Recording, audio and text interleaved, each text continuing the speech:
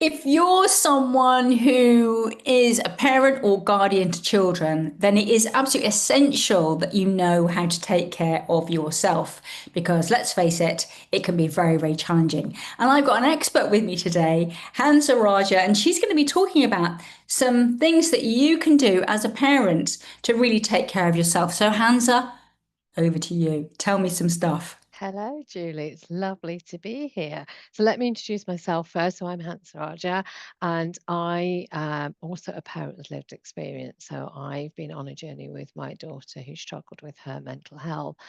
And I'll tell you what, self-care went completely out of the window. And I think even if your child isn't struggling as a parent, it just goes out the window, doesn't it? Because you're doing everything for your kids and you're running around after them. And you sit down at night and you're exhausted and you go, what have I done? Yeah, and you hop into bed.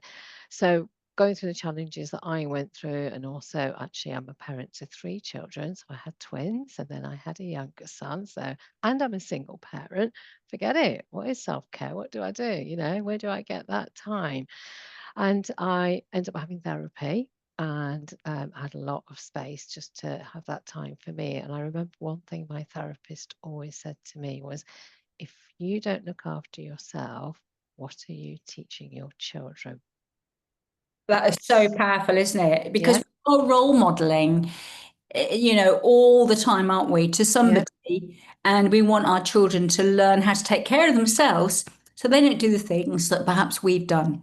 yeah, So 100%, 100%. And she said, what you're basically teaching them is self-care isn't important.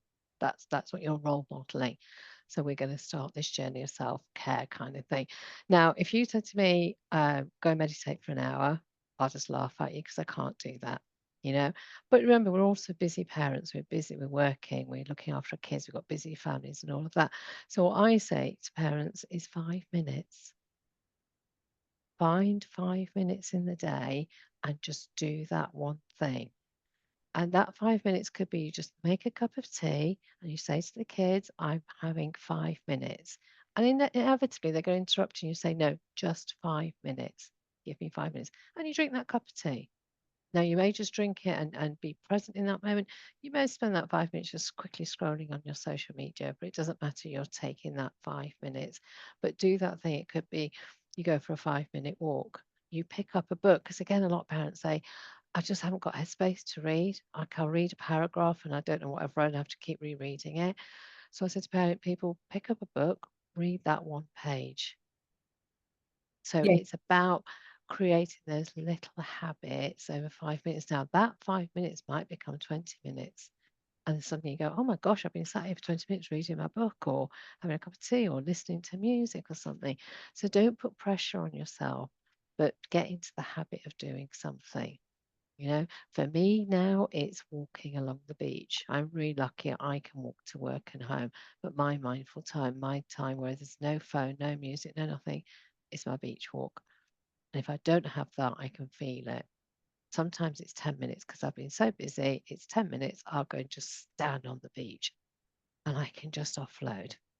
So I self-care is yeah, yeah, and it's not doing if the gym's for you, great. If it's an hour's running, if it's going to the gym, it's doing meditation, find what works for you, I you think the know? thing people do, Hansa, is that they think that in order to make a big change, and let's face it, if you're not doing any self-care at all, 5 minutes does seem like a big change. Mhm. But people tend to think that in order to get a big change, they need to do something big. But no, it's always the little steps. And like you say, Mm, 5 minutes can become 6 minutes, can become 7, 10, it can yeah, become an hour. But I think the important thing also is to make it a non-negotiable. yeah, I actually if you can, schedule yeah, it in. Like I like to get yeah. early and have time for me. And that's when then I get into a really great headspace. Morning is my time. So, I get up early and I have that time. But if I didn't have that, it would make a big difference to how the rest of my day continues.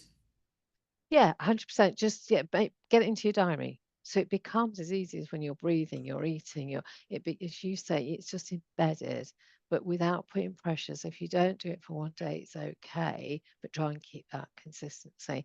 And the other thing I do is journaling and my gratitude practice. But again, it takes time to get into that mindset. It is a little bit about mindset. So when you're first starting, write it down.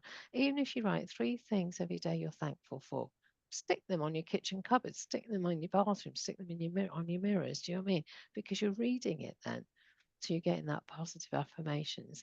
I can now do mine as soon as I wake up. I'm doing them in the shower. I do them when I'm walking. But that's years and years of practice. But it's Yeah. little things like that that will really help you. Yeah, because when we're grateful for something, we find that we get more in our life to be grateful for.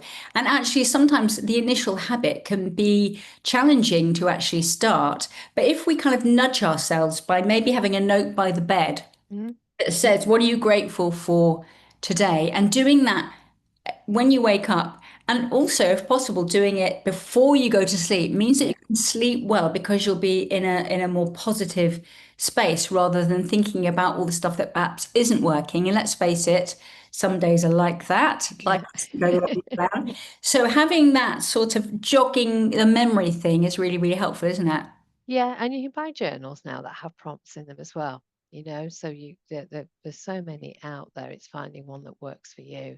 Um, to get into the habit, it's probably a good thing to buy one that's got the prompts in, so it gets you to do it, and it's a little exercise and kind of thing, and do it more of it and get into the habit of it. So for anyone that's listening to this, whether you're a parent, a carer, or just somebody who just feels like, I need to put some self-care in, my main mantra is that 5 minutes. Make small, small changes, small steps that will lead to some changes. And don't ever, ever put pressure on yourself because you're only human. We're all human, Thank you goodness we know? Yeah. But some days, I forget. Some days I'm like, oh God, it's been so busy. I haven't had time to think. I haven't had time to breathe. I've got the dog. I've got this. I've got the kids. It doesn't matter. Really doesn't matter, But to get into the habit of it So I is the know thing. that in the work that you do, Hansa, you're dealing specifically with parents who have very challenging circumstances, don't you? Can you tell us a Mm. little bit about that and how you work with them?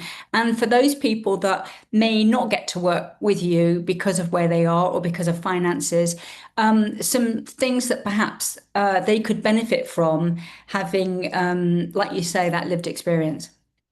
Yes, the Holding Space is a charity that I've been running for 6 years now. So we offer parent care peer support. So the team here have all got lived experience. We've all been on some kind of journey with our children, and it's providing that safe space for parents to come and have a chat, be supported, signposted to organisations. But I think more importantly is for parents to know that they haven't got it wrong. It's not Yeah. their parenting style, but really we've got to start realizing that our children, young people are struggling. And that could be absolutely anything. We deal with anything. So, it could be school struggles, mental health, emotional health. If your child or young person is struggling with life, it's that parent peer support. Being in a room or with one-to-one support, somebody who truly does get that journey and understands that journey and is not going to judge you at all. So we've got the website holdingspace.org.uk. Parents can just self-refer from that, and we'll give them a call and we'll have a chat with them.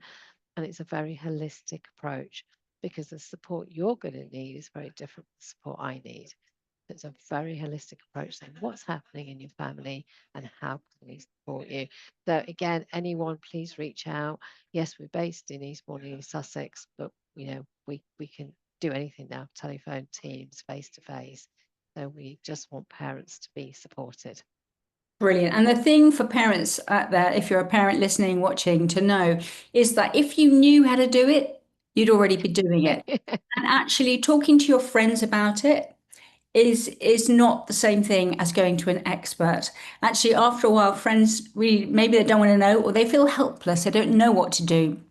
So going to talk to somebody and at least taking that first step is a really, really important thing. So as Hunter says, check out her links. They'll be below this video, as will mine. And get in touch, find out what she does and take advantage of all those free resources.